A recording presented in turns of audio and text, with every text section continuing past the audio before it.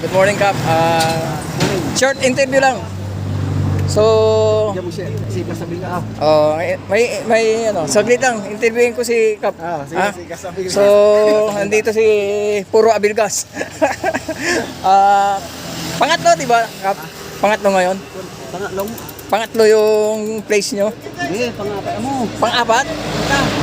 Hindi, verify na lang natin doon. Mamaya. So, tapusin ko lang ta, sandali lang.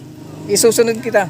So, anong discarding nakita ko kanina, puro si Renirang, si pala ang nagdadala si Romel na nakatutok kayo lagi sa likod niya Tapos nandun din natatay sa may Magtaking, sa may Padilla na, nasa gitna na kayo. Na hindi na ako sumakay doon sa pangalawang stage, pero pangatlong lap na. Pahinga na kayo. Pagod na ako, hindi na pahinga. Pero umabol naman. Pinokontrol namin.